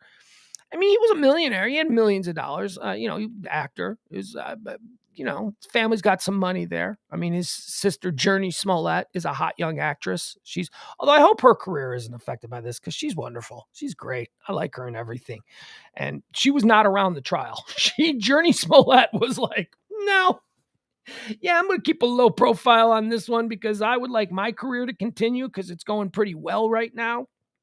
But I mean, he had good lawyers, and this is just another indictment of the American legal system. If you have money and you can get yourself a dream team, you will probably not go to jail. If you use a public defender, you're going to jail. That's it. If you can't afford a lawyer, if you don't have a house that you can mortgage or whatever, you're going to jail. And in this case, Jussie Smollett was able to wiggle out of his jail sentence. He'll probably win on appeal, and then all of this will be, I'm so done with this story. Let's move on. Jussie Smollett is out of prison after 6 whole days, actually 5.5 days. One of the problems with today, as far as topics go, and that's what we try to do here on the Noon Show, is run through all the topics and all the trends and all the headlines. One of the problems with today is that there's a whole lot of St. Patrick's Day stuff that we can't just do nothing but a St. Patrick's Day show. It's not the purpose of this stream. But also March Madness. Oh my God. You guys, before that, we've got insane baseball deals, trades, free agency. We got all of that stuff going on. And there is just like, there's baseball. This deal got done. And then we've got the opening of the football free agency period. So everything's like, oh, Von Miller's going to the Bills. Oh, the Cowboys lost out on. It's like, endless. And we don't do a whole lot of that stuff here because it's not news. It's sports news. If it's big, we'll talk about it. But then also today we've got St. Patrick's Day. This is happening here on St. Patrick's Day. This is St. Patrick's Day. But also March Madness. Oh my God. There is like no actual current events news going around today because it's just being pushed off of all the trends by baseball, football, March Madness, and St. Patrick's Day. So March Madness is trending. It's trending very big. I got no March Madness stories because I'm not going to break down, today's matchups or the fact that Notre Dame won last night, which is very exciting. They won. They actually won the game in overtime as the clock struck midnight on St. Patrick's Day, which is pretty cool. Luck of the Irish. All right. They'll lose their next game, I'm sure. So that's it. So March Madness. There's March Madness games. If this is your thing, if you're into college basketball, hey, have at it. Good times. Online grocery is trending right now today. That's something that's trending. There you go. It has nothing to do with football, baseball, March Madness, or St. Patrick's Day. Why is online grocery trending? Because online grocery in February was up 85%. Let me make sure. Hold on. Let me click on this and make sure I get this right. The numbers that online groceries are doing is staggering. It is insane. The U.S. online grocery market generated oh my God, it is. It's just in February. The U.S. online grocery market generated $8.7 billion in sales during February. And that's up 8.5% from the same time last year. My God. Pickup, the largest segment of e-grocery, grew 6% versus a year ago. It generated $4 billion in sales and accounted for 47% of total sales during the month, according to the report. Delivery of online purchased groceries reported a year-over-year gain of 37%, which equals $3.2 billion, capturing 37% of the share. Ship to home, which was the largest segment of pre-COVID with over 40% of spending, is now the smallest with just 16%. It finished with $1.4 billion in sales. New service providers, a broader range of retailers selling grocery-related products online, and services targeting faster cycle times contributed to the delivery's strong sales growth. So basically, here's the deal. What's going to happen with grocery stores? Because it really seems like I mean, I still go to grocery stores because I'm old and, I like to look at my food and I like to pick it out. I don't just, if I'm buying cereal, I'm not just going to grab the random box or chips. That's the big thing, chips, right? Like whenever I buy like a bag of chips or something, I don't just grab the bag of chips that's closest, which is how it would probably go down if I got some online delivery and some dude was doing it for me. No, I look at the bag, I make sure that they're not all crushed, that kind of thing. Fruits, meat, vegetable. I got to look at my meat. I got to hold my meat and I got to look at it. Is this the meat I want? I don't know. I told you about my corned beef thing. I spent a good 10 minutes going through this big pile of corned beef, putting everything aside, looking for the one that I wanted. If I had just ordered a corned beef online, I want a 4-pound corned beef. If I had just done that, they'd just given me any old corned beef. So I don't know. But I see it all the time in this neighborhood. In this neighborhood, the delivery food trucks all over the place. And they leave the bags out on the front porch and then they ring the doorbell and then you see the housewife come to the door and she takes them in. I guess it's convenient. Unless you see going to the grocery store as like an event, which I do. I like going to the grocery store. I like it. I like seeing people. I like looking at things. But man, $8 billion business, online grocery. I said last night that after the show, I'm watching the new season of The Marvelous Mrs. Maisel on Amazon. It's a good show. It's a real good show. I like it. And there was a storyline where Midge, who is also known as The Marvelous Mrs. Maisel, she's a 1960s female stand-up comedian in New York. Midge is having some money problems. And so it shows how she shops, like in 1963, I think, 1962, something like that. This is set. And she buys everything on credit, like tabs. Like she buys her meat from the local butcher store. And the butcher store, she has a tab there. She has milk and dairy, home delivery. Nobody goes to grocery stores. They don't have grocery stores where you buy your milk. So one of the storylines was that her credit had been cut off with the dairy. So she didn't have any milk to give her kid for breakfast. And by the way, it's not like, oh, poor struggling artist. No, she's like a super rich lady. She's like a rich lady who's just having like a little bit of cash flow problems. And she couldn't give her kid in their fabulous New York 12-room apartment. She couldn't give her kid milk with his cereal. And she was talking about how, I don't know what I'm going to do without milk. I don't know. They can't cut me off from the dairy. And I'm thinking, don't they have milk at the corner store? And I'm like, man, I guess they didn't have corner stores. I guess 7-Elevens weren't around. I guess gas stations with convenience stores attached to them weren't a thing. But everything got delivered back then. Everything. And she would buy her fruits and vegetables. She'd go to the butcher shop and she'd pick out the meat. Then she'd go to like the vegetable stand and she'd buy her vegetables. It's awful. I was thinking that's awful. Now you don't have to do anything. You just go online and they bring it to your door. There you have it. All right. That's why online grocery is trending today, because online grocery is booming. Amy Mann is trending. I love Amy Mann. I've got a whole bunch of Amy Mann CDs in my CD collection that I haven't looked at in years because I don't do CD collections anymore. Amy Mann is trending for a confusing reason. Amy Mann first became famous back in the late 80s. She was the lead singer of a band called Till Tuesday. Yeah. Hush, hush, keep it down, down. Voices carry. Yeah, big hit for her. And she left and she went solo, and she is terrific. She is an amazing solo artist. I'm a big Paul Thomas Anderson fan, the film director. I just told you I watched Licorice Pizza, which I think is the best movie of the year. Loved Licorice Pizza. Another Paul Thomas Anderson film, Magnolia, from like 10 years ago, which is also just an absolute gorgeous work of film art. Magnolia is such an incredible film. Every song in that movie is Amy Mann. Paul Thomas Anderson just said to Amy Mann, I want you to do an entire movie soundtrack.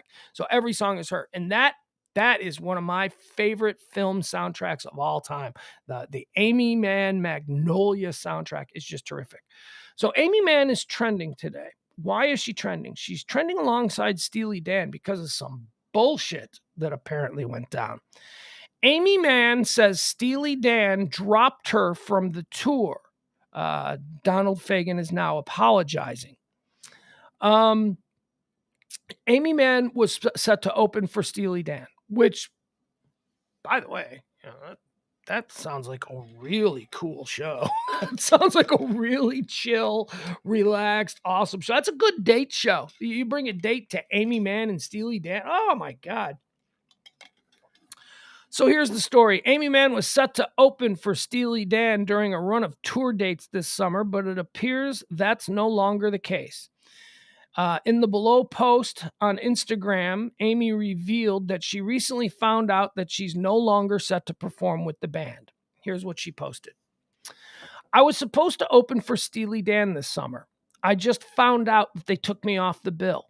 No one is entirely sure why, but it seems they thought their audience wouldn't like a female singer-songwriter. As it happens, Steely Dan is the one band that I 100% love with no reservations. So it really sucks. But you know what? People are allowed to not like you for whatever reasons. All right, there you go. So that's what she posted. And then, of course, everybody went nuts. They're like, what? What? Steely Dan? Donald Fick? Why is Donald Fick? Why wouldn't they? Amy Mann is a tremendous artist, and she's as critically acclaimed and beloved by critics in much the same way Steely Dan is. That sounds like a match made in heaven tour. Those two sound terrific together.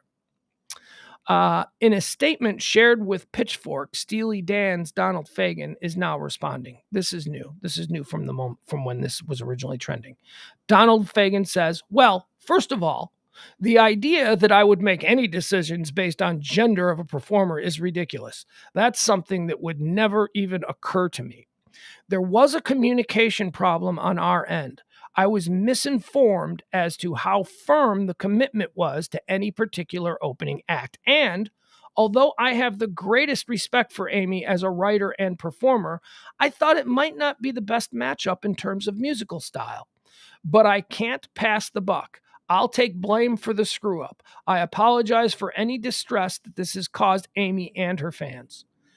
Okay, so I'm not buying that either from Donald Fagen. I'm not buying it because I'm a fan of Steely Dan. I mean, they're a little bit before my time, but that's okay. There's music that happened before I was really into music that I can appreciate. I love the Beatles. They happened before my time. I like Steely Dan. My son likes Steely Dan. What's the song? Was it? It's not Dirty Work. Is it? Is it Dirty Work? Whatever. One of the Steely Dan songs was used in the Guardians of the Galaxy as like the prime song that they used to promote the film and trailers. And my kid loves that song, and so I played more of Steely Dan for him, and he loves it. My son knows my 12-year-old son knows all the words to Dirty Work. He loves it. Now, granted, much of that has to do with the Marvel superhero film Guardians of the Galaxy, but he still knows it. So Steely Dan is great in my book, and Amy Mann is great in my book. I don't get Donald Fagen is talking about me. I'm somebody that would go see Steely Dan. Well, I wouldn't. I mean, because I don't, but somebody gave me free tickets. I'd be like, yeah, I'll go to that. And I just think that Amy Mann would be perfect, is like a perfect opening act for Steely Dan. So whatever, she's still off the tour. Donald Fagen is claiming it wasn't because she's a woman. It's not because we didn't think Steely Dan fans would appreciate a female singer-songwriter. I mean, that's just stupid. Steely Dan fans, we're not talking about Kid Rock fans. We're not talking. Steely Dan fans are cultured. Steely Dan fans are, Steely Dan is not a dumb person rock group. Steely Dan is like really complex, and they're high-minded in their whole lyrical construct and their music progressions. They're not a dumbo band, I mean, there's no way that a Steely Dan fan would be like, I ain't gonna see no chick singer songwriter. I mean, it seems like it'd be perfect. So there you go. So Amy Mann, I'm sorry that you are. By the way, is Amy Mann married? Who's she married to? Is she married to Michael Penn? I think she is. Let's see. Amy Mann. Let's see if she married to Michael Penn. You guys know Michael Penn? I love Michael Penn too. Michael Penn, Sean Penn's brother. Michael Penn had like one album, and it was great. And then he never did anything else. Hold on, let's see. Personal life. In 97, Mann married Michael Penn, brother of actor Sean Penn and Chris Penn. They met in 93 while Mann was recording her first solo album. Whatever. Great album. They live in Los Angeles. In 2002, okay, so it looks like they're still together. Michael Penn and Amy Mann. I'd go see that. I would totally go see Michael Penn and Amy Mann, because Michael Penn, he did that song. He had that big song, No Myth. It was like a massive hit, and it was like the only thing. What if I were Romeo in black jeans? What if I was Heathcliff? It's no myth. That was a great song. Great song, Michael Penn. And then he married Amy Mann, and she just is the one that seems to have continued with her music career, and he didn't. All right, so I love Amy Mann. Now here's another broad that I don't love. I don't love this broad. This broad is trending because she says dumb stuff. Marjorie Taylor Greene. All right. Why are you being politically divisive? Let me tell you something. We are long past the concerns of being politically divisive when it comes to Marjorie Taylor Greene. If you find me dragging Marjorie Taylor Greene to be some form of political divisiveness, you're a moron. Because even people who are on the opposite spectrum of politics from me, as long as you are being legit, you know this woman is a fool. This woman is ridiculous. So don't give me the. I'm not talking about Mitch McConnell. I'm not using the he who shall not be named. I'm not talking about. Senator Paul. Yeah, I'm not going into any of that. That's politically divisive, because for all of the criticisms that they may get from one side of the aisle or the other, they're at least in some way, shape, or form a legitimate human being. Marjorie Taylor Greene is not a legitimate human being. So why is she trending? Because she's so stupid. She is so dumb. She got into an argument online with somebody yesterday. Let's hear. Let me figure out exactly who it is. Who did she get into an argument with? And I think it was like another conservative. She got into an argument with some conservative pundit, Bill Kristol. Not Billy Crystal, Bill Kristol. Like the stalwart, right-wing, conservative, Republican Bill Kristol, who is essentially embarrassed for all of conservatism by people like Marjorie Taylor Greene, which good for him. I agree with very little that Bill Kristol can flop out, but hey, whatever. So he got into it with Marjorie Taylor Greene yesterday online, and Marjorie Taylor Greene posted this. I tell you what, pumpkin, how about you suit up and report to your commander-in-chief yourself and tell him you're reporting for duty? All right, so what's wrong with that? It's not commander-in-chief, and this is why she's getting dragged. It's just this is the woman who said that Biden had created a gazpacho police. Remember? She was worried about Biden's gazpacho police, because she doesn't know that there's a difference between the word gazpacho and Gestapo. So she went on TV and she's like, Biden and his gazpacho police. Now she's going around calling the president of the United States the commander-in-chief. He's the commander-in-chief. This on the heels of Boebert, another cretin, the other day, calling it, what did she, she read a letter. This letter came to me from a military mom who supports everything that I say. It comes from the mother of Lieutenant Corporal. There's no such rank as Lieutenant Corporal. She made up the letter, and then she was too dumb to know. She doesn't even do the legwork. All you got to do is pull up Wikipedia and look for like military ranks. You would see that there is no such thing as Lieutenant Corporal. So that's Boebert. So now today you got Marjorie Taylor Greene trying to be snarky with Bill Kristol, telling him he needs to report to his commander-in-chief. The president of the United States is not the commander-in-chief. The president of the United States is the commander-in-chief. Commander-in-chief. Commander-in-chief, not commander-in-chief, you stupid, stupid person. So that's why Marjorie Taylor Greene is trending. God, she gets me hot. I don't have this problem with other people. I don't have this problem with any.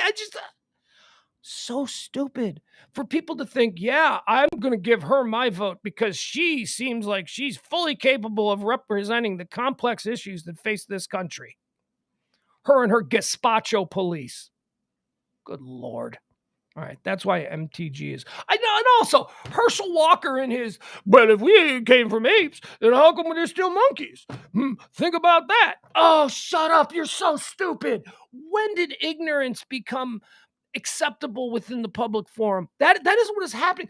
Pure, unbridled ignorance and stupidity.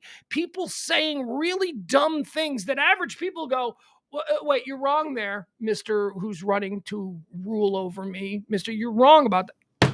Herschel Walker. Think about that. Marjorie Taylor Greene. Gazpacho police of the commander-in-chief. And then you got Boebert. Lieutenant Corporal writes to me. It's not even that. It's not even that they make these mistakes. These could be easy mistakes, but it's that they're so bad at their job that they don't even do the due diligence. They don't check anything. They just talk shit and throw it out there. And there is absolutely no shame. There is no shame. So you think Marjorie Taylor Greene is embarrassed that the entire Twittersphere is dragging her because she doesn't know it's the commander-in-chief and not the commander-and-chief? No, of course not. Doesn't bother her. She doesn't give a shit. She is shameless. She has no shame. She's not embarrassed. And just smart people with their book reading making fun of me. Yeah.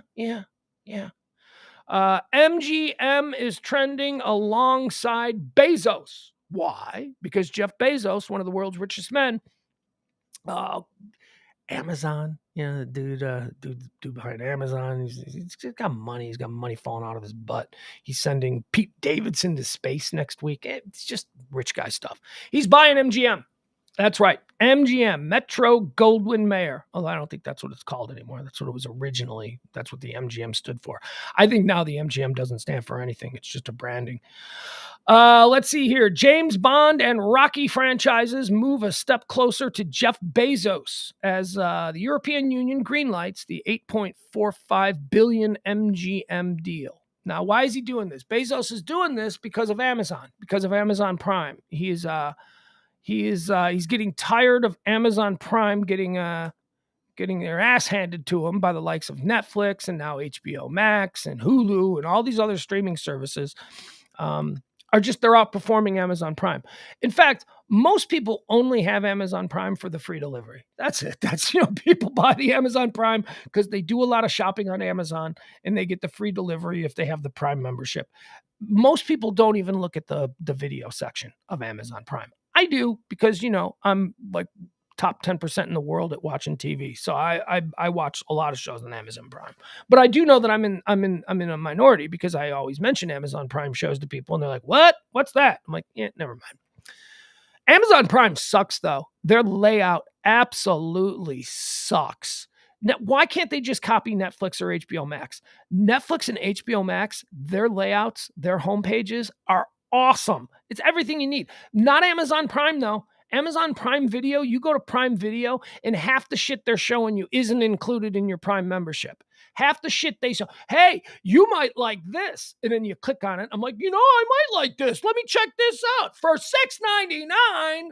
No. Amazon Prime, there's so much gross, stupid shit. They have everything. Basically everything. Anything you want is on Amazon Prime. Add an additional cost. Add an extra cost. Amazon.com Inc. won unconditional approval from the European Union for its plan to buy Metro Goldwyn Mayer Movie Company for $8.45 billion, a bet that a nearly century-old Hollywood icon can feed an insatiable demand for streaming content. The deal poses no competition problems in the 27-nation European Union. the Blocks Commission said in an emailed statement Tuesday. The proliferation of streaming services, including newer arrivals such as HBO Max and Disney Plus, has put pressure on Amazon to acquire more programming. Amazon founder Jeff Bezos made no secret of his desire to get into movies, and MGM's vast backlog provides an abundance of streaming material, not to mention an opportunity to mine the iconic James Bond and Rocky franchises for new films and television shows. This jumpstarts them by 50 years, said Michael Patcher, an analyst with Wedbush Securities. That's really what it comes down to. They weren't going to be able to produce enough content to ever get close to Netflix. Patcher said that Amazon Studios produce a few hundred hours worth of television shows and movies a year. MGM adds a back catalog of 25,000 hours that Amazon could divvy up between its Prime Video offering or its free-to-stream ad-supported IMDb TV channel. We're pleased with the Commission's decision and with MGM as we look forward to providing more quality choices of entertainment for viewers, Amazon said in a statement. The takeover is Amazon's biggest acquisition since it agreed to buy Whole Foods in 2017 for $13.7 billion, but follows investments of about $11 billion on content for its streaming video and music services last year alone.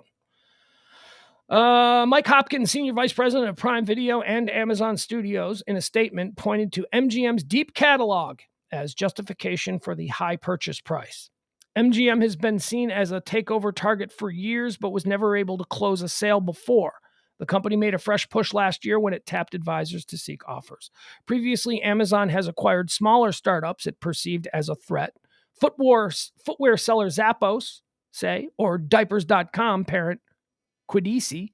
Amazon also has snatched up incomers in new business lines, such as the game platform Twitch or Kiva, which makes warehouse robots. It's unusual for Bezos to spend big bucks on a legacy business like MGM. The only other example is the purchase of Whole Foods Market in 2017, which came after Amazon spent a decade trying to become a player in the grocery sales market, with little to show for its efforts and investment. Today, some analysts deem the Whole Foods acquisition wrong-headed and point to the fact that Amazon has since started a rival grocery chain. Okay, so there you have it. So Amazon Prime is trying to compete, so they're snatching up MGM. That's why MGM and Amazon Prime are trending right now. Chris Cuomo is trending. Chris Cuomo, do you miss Chris Cuomo? 8 o'clock. Let's get after it. I don't. I have very conflicted views on Chris Cuomo. Like, there were times when I could, he was so ham-fisted in the way he was overwrought with emotions. That stuff really, but then there were other times where I'm like, he did a really good interview there. He's a good interviewer. So, I mean, I don't know. Am I upset that Chris Cuomo got blown out of CNN in the middle of like a massive contract deal because he was helping his brother? Yeah, that really bothered me because I don't think what Chris Cuomo did was all of that terrible. He advised his brother. His brother was being slammed in every direction by media, by political enemies, by all this stuff. It was like the worst time in his brother's life, brought on by himself. This is, look, his brother did it himself, but that doesn't change the fact that, it's your brother. So if your brother calls you and says, hey, what would you do in this situation? What are you supposed to do? Well, I've got to put my journalistic integrity first. This is no question of journalistic integrity. This is your brother. You can tell your brother what you think he should do. And that's essentially what Chris Cuomo did. CNN deemed that as a violation of journalistic integrity. So they blew him out. Now, here we are a few months later. This happened just before Christmas, by the way, like December 15th, I think was the date. Former CNN primetime host Chris Cuomo has filed a request for arbitration on Wednesday seeking $125 million in damages for alleged wrongful termination. CNN fired Cuomo in December following an inquiry into his efforts to help his brother, former New York Governor Andrew Cuomo, who had been accused of sexual harassment. This was something that sort of bothered me about it because Chris Cuomo was one of these really heavy-handed, we believe women here on this show, and we think that every woman. Yeah, do ya? Because what about the woman that's accusing your brother? You believe her? It doesn't sound like it. Sounds like when it's you and your family, you're not so quick to believe women anymore. Chris Cuomo maintains that he was transparent with CNN about his role as his brother's confidant and had no reason to believe that this violated the network's policies. He also claimed that former CNN chief Jeff Zucker and one-time marketing chief Allison Gollust had themselves provided advice to his brother, the former governor. Details of Cuomo's assistance to his brother came to light in November when the New York State Attorney General released materials related to its investigation of former Governor Andrew Cuomo.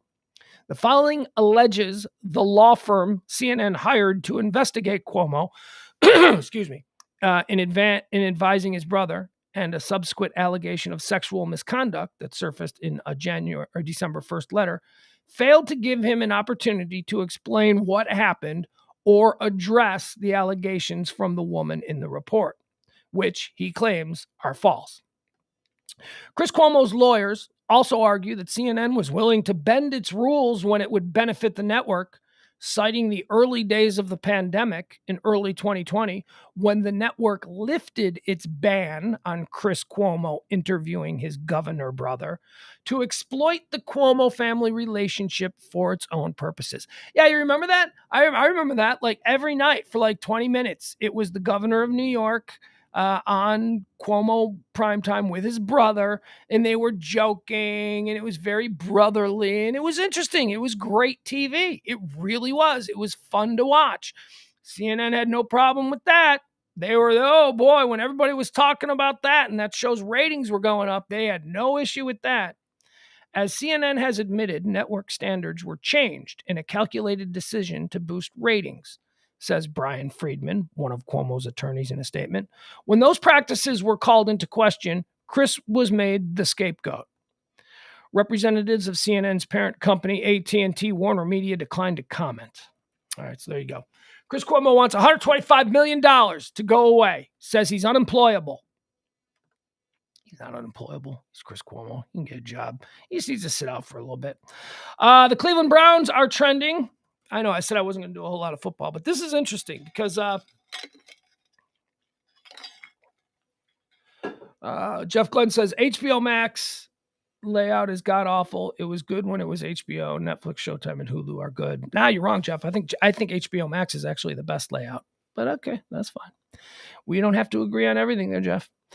The Cleveland Browns are trending because the Browns have been notified that they are out of the running for quarterback Deshaun Watson. Now, why have I decided to talk about this? Because, this was some soap opera drama that was happening over the last couple of days. Because, as you know, the Cleveland Browns have a big star quarterback in Baker Mayfield, which a lot of people in Cleveland hate.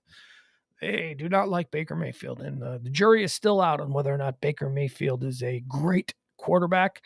But the very public conversations about the Cleveland Browns being in the hunt to lure Deshaun Watson away from the Houston Texans put Baker Mayfield in a really bad place. Baker Mayfield a couple of nights ago actually put out an Instagram thing thanking all the people of Cleveland and saying he doesn't know what the future holds, but blah, blah, blah.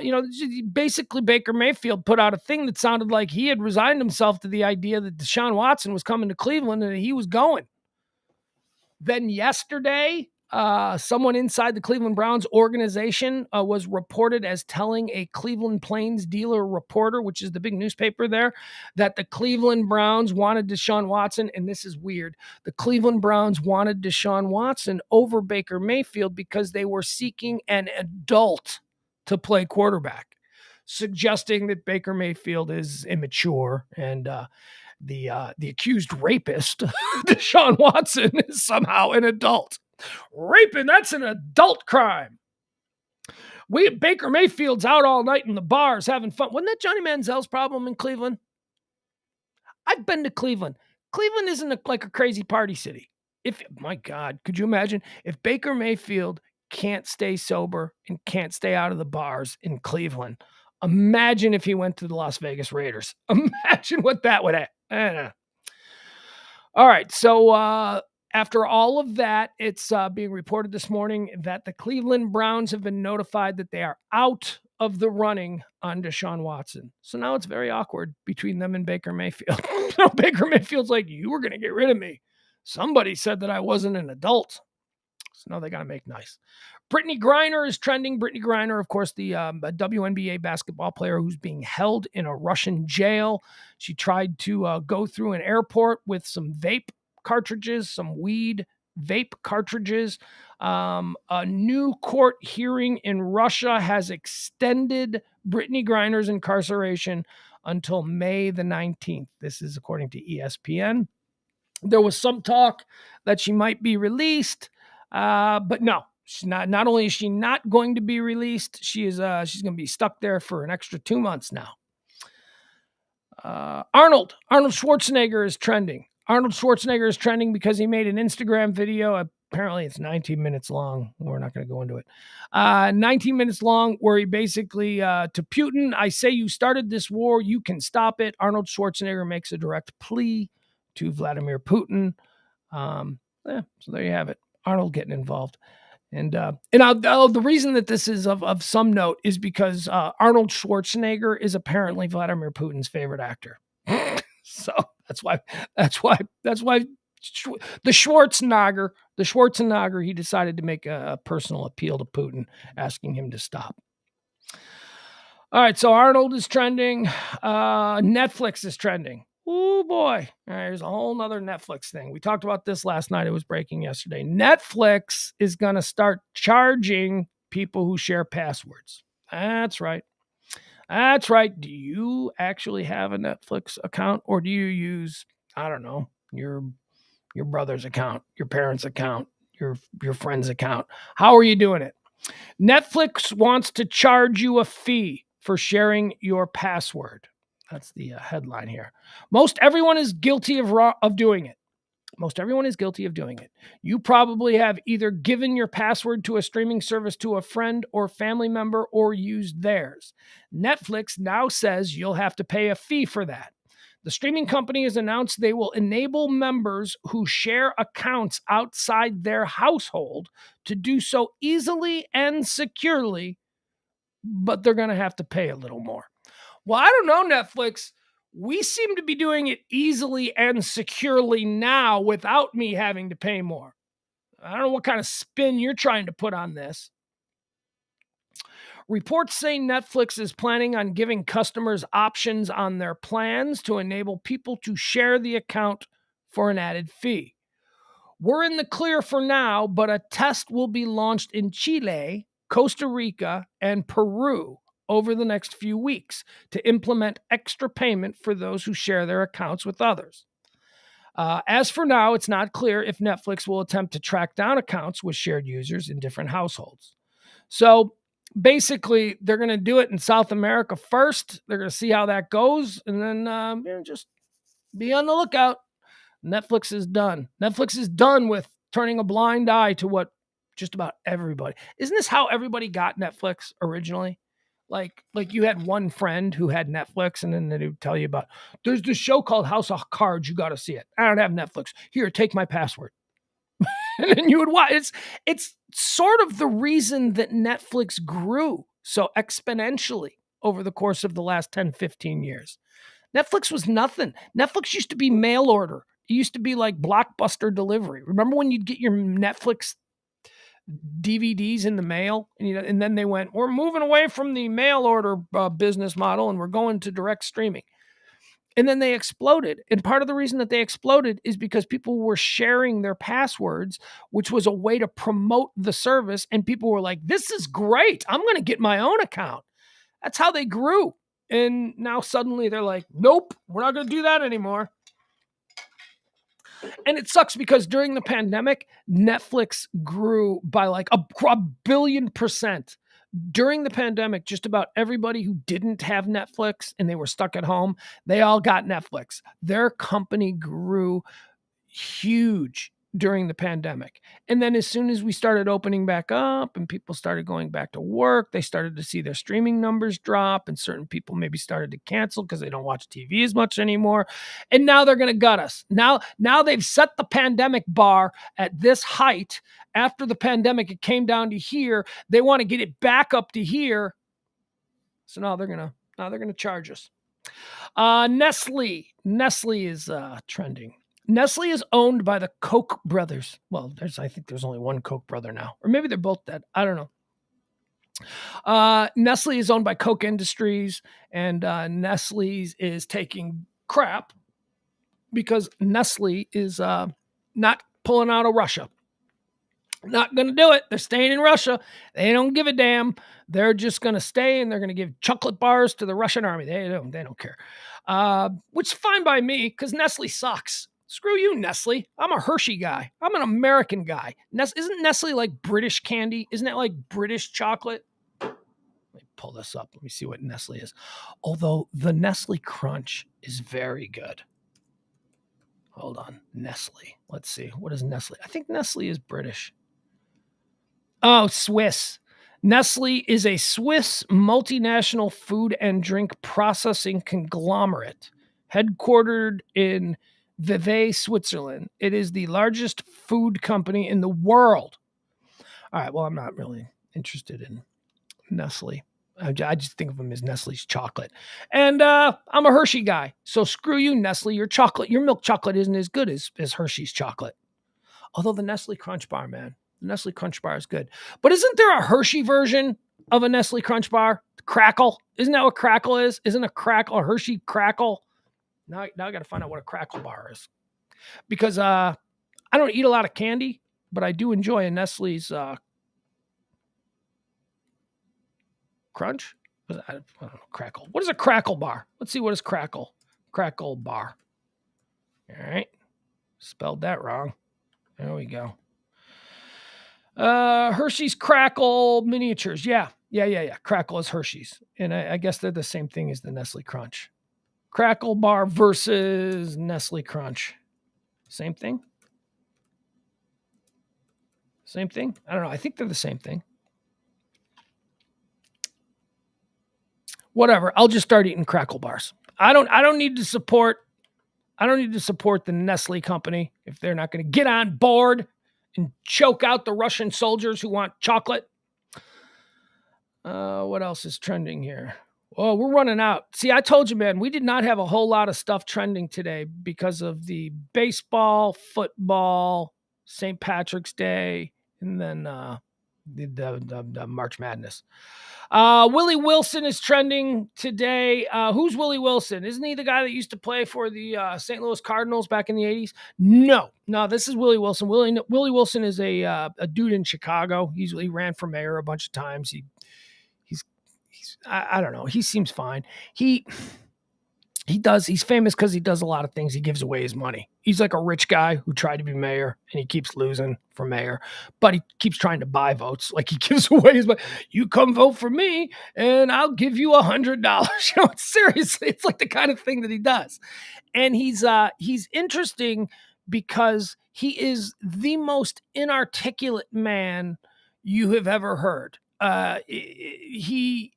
He is like a mumble mouth. He's like, you can't understand a damn word. You know the band Oasis? You know the two brothers, Liam and Noel Gallagher, how when they talk, you need subtitles to figure out, even though they're speaking English, you're like, what the hell did he just say? That's pretty much what Willie was. That's what I think of when Willie Wilson. What? I need subtitles on this guy. I have no idea what he's saying. So Willie Wilson is trending. Chicago entrepreneur and former mayoral candidate Willie Wilson has pledged to give away $200,000 worth of gasoline to motorists filling up at pre-selected Chicago area gas stations. But the donations will only be given out until the $200,000 mark is reached.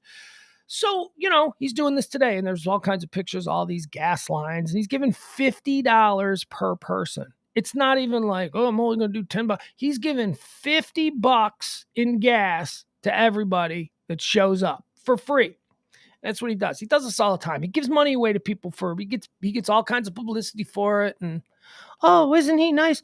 Well, it is nice. And, he's giving his own money away, but he's got a whole bunch of money. He's like a super millionaire. He's got a whole bunch of money. He's just buying the publicity. That's all it is. I mean, so he's giving $200,000 away, right? And he's doing it by giving away $50 gas cards to people. So it's $200,000. If he hired like a big time PR firm to create some kind of a promotion, it would probably cost $200,000 or more. And he's getting all kinds of attention for this. So, he's just doing it himself. All right, that's it. Hey, let's check back in. What time is it in Ireland? It's 5, 6. It's like 7:45 at night. Let's see what's happening there in Ireland. Let's look at the live stream. Let's see if they're still. Let's check in on the Temple Bar District. Here we go. Okay. All right. Oh boy, look at that. The sun's going down. Here we go. Check it in live there. That is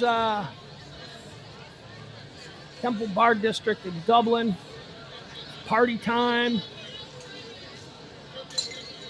Oh, I just heard broken glass. It's thinning out a little. It is definitely thinning out a little. It was jam-packed for like 10 hours. All the yellow, that's cops. Oh, are cops breaking it up? It looks like cops are moving people away. The yellow jackets are the Garda. Garda. That's what they call their police there. Garda. Looks like the Garda are moving everybody around. Definitely thinning out. Look at this Conor McGregor looking guy down here at this bar. He's arguing with somebody. They won't let him in because he's drunk. Come on, I'm dressed like a leprechaun.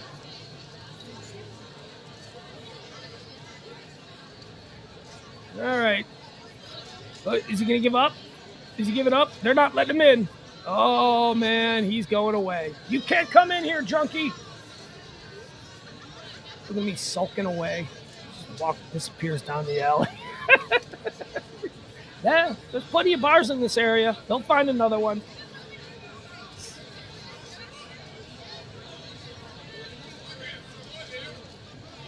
Yeah, the police are definitely breaking this up. It looks like the police are thinning out the crowd. This crowd, there was probably 4 times the amount of people here just an hour and a half ago. All right, there you go.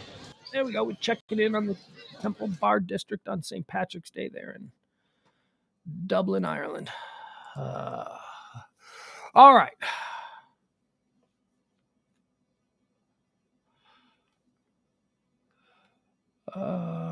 What's going on in the chat room? People in the chat rooms, are they mixing it up? Let's see. All right, let me see. Is there anything new? Anything new that is trending? Let's see here. Oh, SMU and former Cowboy Cole Beasley is trending. Why is he trending? Oh, the Buffalo Bills have released wide receiver Cole Beasley. Okay. Don't know why that is. Buffalo has officially moved on from Cole Beasley. The Bills announced that they've released him on Thursday. It's people are. He was a COVID denier who missed a game because I don't know, contact tracing or something. So he was not very popular with a lot of people in Buffalo for the last half of the season. But I mean, I don't know. Is he any good? Is he still good? I don't know. I suppose he's all right. Cole Beasley has been cut. Let's see. What else is trending? What else? Something new. Let's see. What else is happening? We're just going to do Twitter here. St. Patrick is still trending at number 1. Michigan is trending at number 2 because of March Madness. FLCL is trending. I don't know what that is. Seems like Adult Swim, something Adult Swim. Eamon Bates I'm sorry, Emoni Bates. Eamon Bates. Eamon is an Irish name. Emoni Bates. That's March Madness. Notifications is trending. Why are notifications trending? I don't know why notifications. It's stupid. So many stupid things. The Mountain West, March Madness is trending. Bono is trending. Speaker Pelosi reads a St. Patrick's Day poem by Bono. Bono, in part, Bono says, Ireland's sorrow and pain is now the Ukraine. That's a stupid rhyme, Bono. You've had better. Some soccer stuff is trending. Arnold is trending. Cole Beasley is trending. Nestle is trending. Le Mans. NASCAR today is announcing that one of its new 7th generation cars, a Hendrick Chevy, will race next year at the 24 Hours of Le Mans. Okay, very cool. Baker is trending. We talked about this. Baker Mayfield is trending. NFL fans discuss quarterback Baker Mayfield's future with the Browns following reports that the team is out of the running to trade for Deshaun Watson. Ken Paxton is trending. Isn't he our attorney general here in Texas? Isn't he our controversial attorney general? Why is he trending? He's being sued. Okay, Ken Paxton, Texas attorney general, being sued for abuse of office. Texas AG Ken Paxton sued for allegedly abusing office and retaliating against. Paxton abused his office to benefit himself. This has to do with a campaign donor and something. Okay, whatever. Oh, you're telling me that Ken Paxton's a little shady? Okay, Leprechaun is trending. This is interesting. Let's see why Leprechaun is trending. I wonder why. Leprechaun would be trending. I don't know. Just a bunch of stupid. There's nothing. It's not like they found one. Gonzaga is trending. St. Patty is trending. Bobby Dahlbeck is trending. I'm telling you, man, it's all baseball, football, St. Patrick's Day, or March Madness. There's really not a whole lot of stuff happening in the world. Let's see. Arnold Schwarzenegger. More with Schwarzenegger.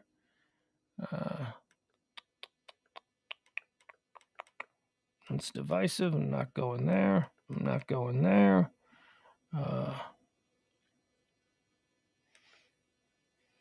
Kanye West has been suspended from Instagram. Apparently, he threw some racial slurs out against Trevor Noah. Let's see what this is about. We cover Kanye. He's fun. Kanye West has been temporarily suspended from Instagram after posting racial slurs targeting Daily Show host Trevor Noah, a spokesperson for parent company Meta confirmed on Wednesday. A Meta spokesperson told CBS News that West violated policies on hate speech, bullying, and harassment, and he can't post on Instagram for 24 hours. You know, we got Jeff Glenn here in our chat room. Jeff Glenn gets suspended from Meta all the time.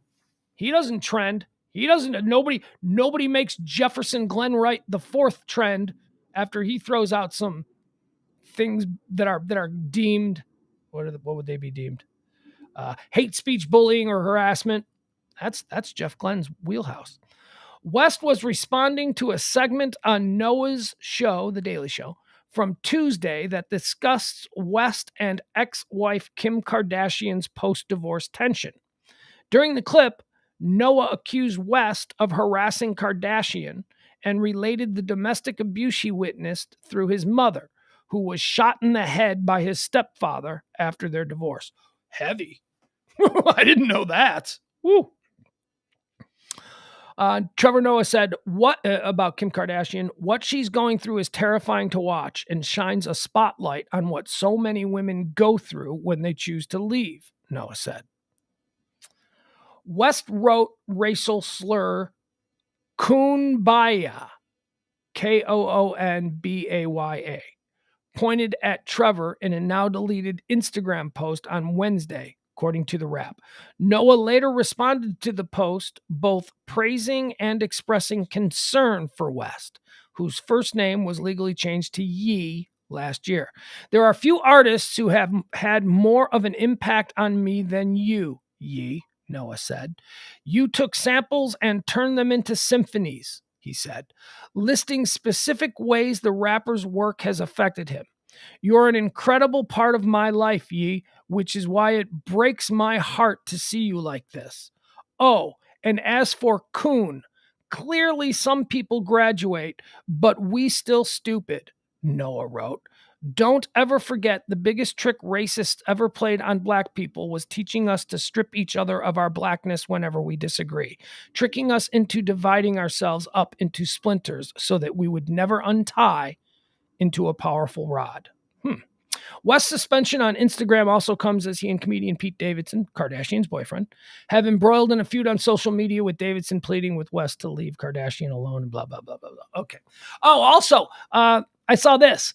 So apparently that Kim tattoo that Pete Davidson got on his chest, it's not a tattoo. It's a brand. It's a brand. Pete Davidson is stepping up his body scarring game. He got it. It's not a tattoo. They didn't do it with ink. It can't be removed. It is a permanent branded raised scar, like Q dogs. Like I don't know if you watch NBA basketball, you'll see a lot of black NBA basketball players with the Q scar on their arm. That's a black collegiate fraternity, Q Dogs. And so it's the same kind of thing where they're now branded Kim. That's not going to last. I mean, okay.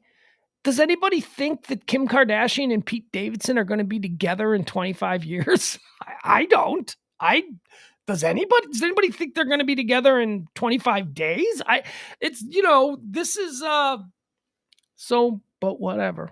All right. Let's see, what else do we have here?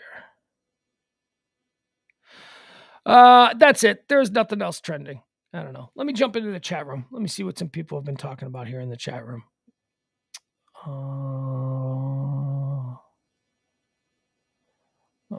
Is there an argument going on here? Did everybody chase everybody away?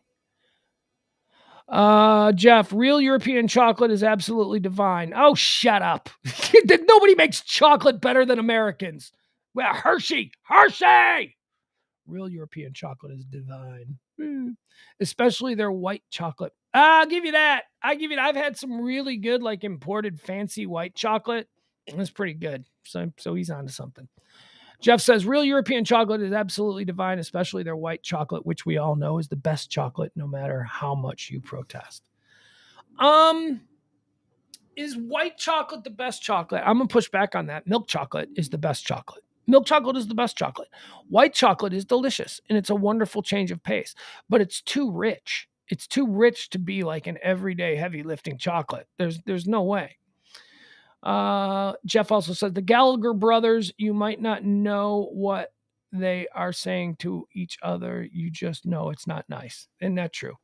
Byron Granger says he loves white chocolate, but it can't be the best chocolate because it's not chocolate, just called such. Isn't that interesting? That's a thinker, Byron. Jeff responds, who asked you, Byron? Byron says, just keeping the facts up front. Byron says, dark chocolate is the best chocolate. No, now you lost me. You had me, Byron, and then you lost me.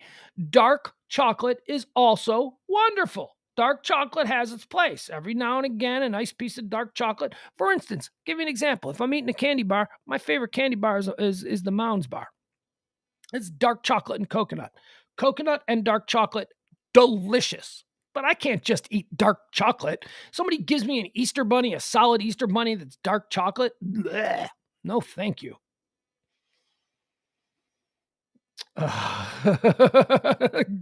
Then Jeff Glenn impugns Byron. You're part of the alt-right. What do you know about facts? Byron says Bono is a douche. How is he a douche? I mean, I don't know how Bono's a douche. I mean, he seems to be one guy who has all kinds of power and influence, who endlessly tries to use it for good. Preachy, yeah, I'll give you that. He can be a little bit preachy, but he seems like he means well. Like, all of his shit is good stuff. Like, it's all like stuff to help people, which I give credit. But yeah, definitely preachy. April says, that just made me laugh out loud, the elusive leprechaun. Oh, yeah. Yeah, I didn't know why leprechauns were trending. I think they found one. Byron says, my ex-wife called my member leprechaun, not because it's small, but because it's green. Okay.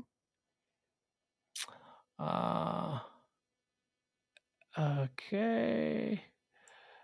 Adam says, I missed some good talk, apparently. Ed, Blockbuster could have bought Netflix, but they built a competitor that nearly toppled Netflix. but their CEO pulled back significantly on the mail stuff. That's what Netflix started doing, streaming. Okay, all right, that's it. I got stuff to do today. We've gone through. Join us tonight for Pillow Talk. I want y'all to have a very nice St. Patrick's Day, whatever it is you're getting into. I don't know what you're getting into. I'm not getting into anything. I'm going to. What am I going to eat? I'm going to eat a tomato. I'm going to eat some carrots and some cucumbers, and then I'm going to go try and run 3 miles. Ugh, my life is hell. I got to get back into the mindset where I embrace the workout. My kid came last weekend and threw me way off my schedule. I was living the Spartan existence. And then, Monday turned out, Monday's going to be the day I get back into my day. And I didn't get back into it fully on Monday. And then on Tuesday, it was like, I'm having a hamburger and I deserve it. I did my run on Tuesday, but I still had like a double cheeseburger from Whataburger. And last night was all right, but I had a whole bunch of corned beef left over and some bread. And I needed to get rid of the bread. I can't. So I had a big corned beef sandwich yesterday. Today is the day we start. Today is the day we start in earnest. It's a beautiful day out. Let me get my run in. Although if any of my friends call me and are like, hey, you want to go grab a beer? I'll go grab a beer and I'll drink all my calories.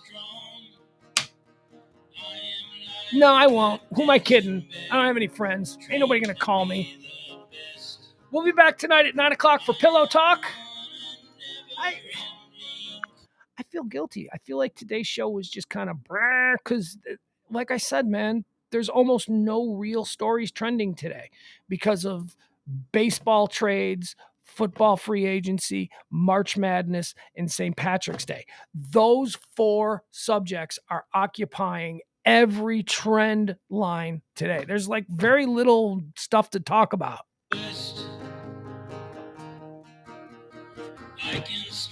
Okay, bye everybody.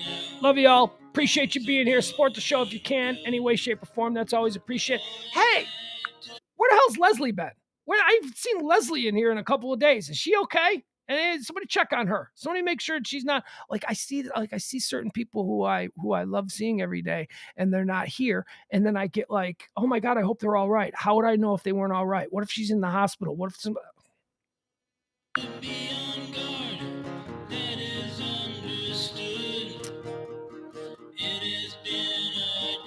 Look at April trying to get me off my diet.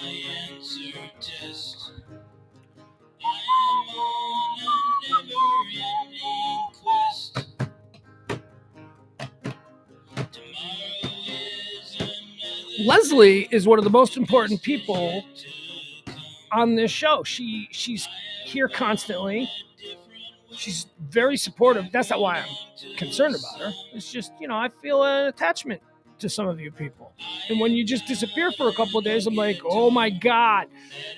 People die all the time. Car accidents, all kinds. People just, I'm always like, my God, these people that I feel so, tethered to for, any number of reasons. Because it's a very personal thing. I'm just being a narcissist for a couple hours and I see this very personal. You people I care about. And then they just disappear. And I'm like, oh boy, I hope that, I don't know, gas explosion.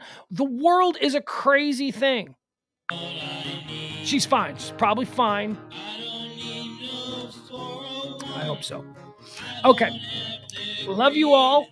And we will talk tonight at 9 o'clock for Pillow Talk with me and Parker. Bye, everybody.